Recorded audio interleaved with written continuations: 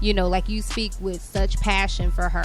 But when it comes to whatever woman that you meet, you know, that is your future wife or, you know, your current girlfriend, if she's gonna serve as your best friend, she's totally different than your best friend over here, and she'll never replace her. And honestly, I 100% feel that you're right about that, and that's the approach I've kind of taken over the years, because like I was raised to have a wife, like be a one-man woman. That's what I was raised to be. Like, I was raised in church. But the thing is about it now, I remember me trying to court somebody, and keep in mind, I say court in the right way. It's like, I did the cotillion. It's where it's like the debutantes of the society of where you're at, and they're they're outstanding people in the community as far as like what they was gonna do. And most of my friends from the cotillion were people I was like, yo, I want to get to know you guys. And this is like back in the days, like that's when I was still open to new friends, and when I was in that cotillion being an escort, you know, when the debutantes, her name was Chesla Marie, I actually found another friend. Like, okay, cool, we're gonna be friends. And with Chesla, she's probably one of the most intelligent women I know, and she was actually one of those other friends I leaned on when I had intellectual problems. And she like literally could open her mind and get me to open my mind and think outside the box when it comes to like English papers and things I didn't understand. Like, I'm a huge history buff. I did good working with kids and early childhood development back in those days, but when it came to English and just literature and or just formats of business papers and APA format and MLA at that time, like, I really had problems. So like, my girl Chess would be the girl I call and like, hey, what's up, how are you doing, yo, you know, I need some help. And we'll email back and forth, we'll text back and forth. But see, with her, I never wanted to know anything about her love life. But thing is about my friends, most of the girls that were my friends, they probably talked to my friends. That's how we became friends. But with Chessa, I genuinely met her in a good setting of prominent women, and I was like, oh, okay, you're a winner. And I knew she was a winner. Like, my definition of a winner is a woman who's educated, a woman who got something going for herself. But see, at that time, the standards of going for yourself was going to school, and it's changed over the years. Like, okay, cool, now I know women with master's degrees. I know women is about to be doctors as far as dentist is concerned, or psychological doctors, psychiatrists. Like, we're at that stage. I'm 27 now, that the friends I met back then, they're all developing into career-oriented people that I know I could just be friends and have a great network with. Yeah. And that's what I was looking for back then. So I did add another friend, and she's active in my life. Yeah. So with Anisha and Chesla, like, I have my intellectual friend, I have my childhood friend. Yeah. But I'll never call Chesla my bestie, and she'll never call me her bestie. She'll call me her bro. Right. And I'm trying because that's not what you associated with, and that's perfectly fine. Like I said, you can have your bestie, you can have your BFF, you could have your friend, you could have your best friend, you could have this, and that. Everybody serves different things. My best friend, call him bro. You know, I have a bestie here. She calls me sis. But I don't necessarily say that she's my best friend. You know, but she serves a purpose in my life because of things that we've been through, mm-hmm. and how we relate to one another. And definitely, men and women can be friends. Most definitely. They can definitely be friends. Like, most of my husband's friends are my friends, and they know that they can always call me. They always can talk to me. They can always get sound advice from me and things like that, and we're just friends. You know, even when I was single, I had guy friends that were just my friends. Nothing sexual, nothing intimidating. They could have their girlfriends that could come around, and it wouldn't be nothing, you know. And nowadays, unfortunately, in the world that we live in, the girls nowadays, their mindset is so skewed that term is like, it's kind of, I feel like it's dying, because they want so much. You know, they want all this stuff from a man, and they feel like having sex with him, or, you know, what's the term I'm looking for? Releasing themselves to these men is going to get them that. So they can never be at that level of just being a friend. I'm caught up in this time period. Mm-hmm. Single at this age, and I'm stuck in a paradox. Like, at this point, like, the youngest woman I talk to is 22 now.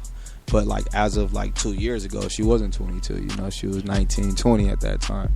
But, like, I don't know what we got going on as far as where we're at now in our friendship, because we've moved past. Like, I'm super aggressive, and I stay far away from people's wives, and I quit dirty dancing with people's baby mamas as soon as I got my barber's license. Like, for real.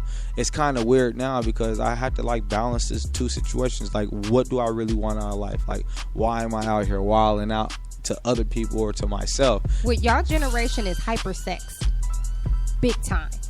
Like, y'all are the generation of the Facebooks and the internet and not the internet, but the Facebooks and the Instagram and the instant gratification. That's what I see. My generation, we didn't have all that. We, like, just got cell phones back then, you know, when we were you guys' age. Mm-hmm. But everything is on there. Y'all, the girls is twerking. They, you know, whipping it. They exposing themselves. Like, people don't care. Like, I've seen, you know, on Instagram, you'll go through, or Instagram or Facebook, you go through your feed and you'll see some girl sucking off a guy and she'll post it like she proud of it. You know, they don't care anymore. You know, they're like, I'll just put it all out there because this is what I want. I've even seen girls on there advertise for prostitution.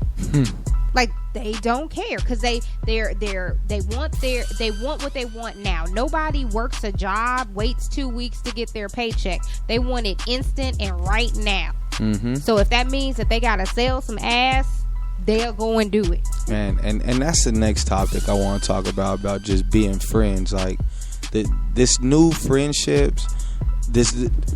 Okay. When it comes to this generation and how we're marketing ourselves, like, a lot of people feel that if they don't put themselves out there and get their 100 likes, they're nobody. Like, for real. And some of these women are getting like 300 likes and 30 DMs, and in 30 DMs, I'm just gonna tell you how it is. It's like 4 wannabe photographers. It's about another 6 pimps. It's about like 3 or 4 club promoters. Like, hey, why don't you join my club promoting team? And they get that instant gratification because, like, I threw a picture on my Instagram, and I threw a whole bunch of pictures. I just went through my phone and just saw, like, the first few pictures I seen with me and females in my stuff, and I said, dang, a lot of these pictures will mess up a lot of people's current situations. And then I posted it because I had interaction with a lot of these women.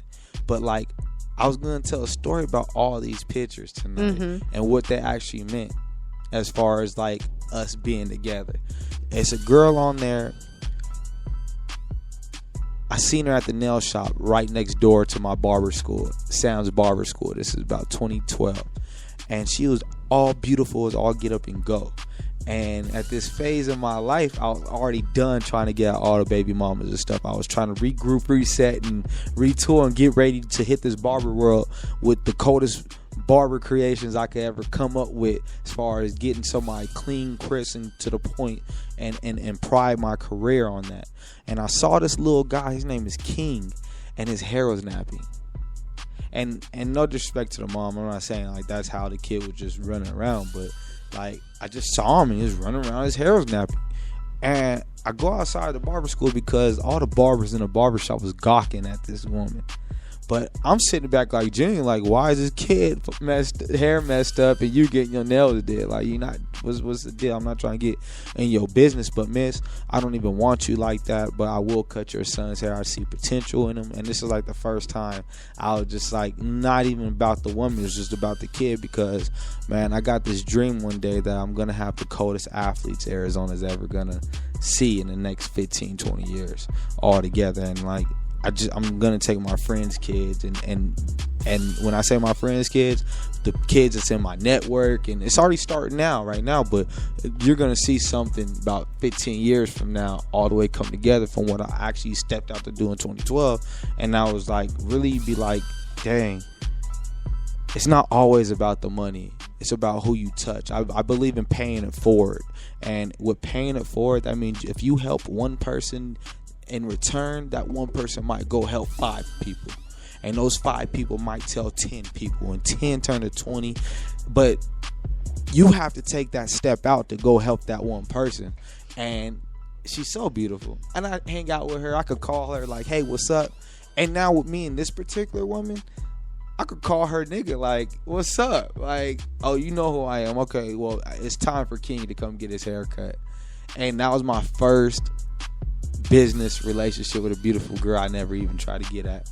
And I'm so proud to say that, because I threw a picture out there, and a lot of y'all was probably looking at it. I'm like, damn, Chris done smashed all these girls. Nope, it wasn't like that.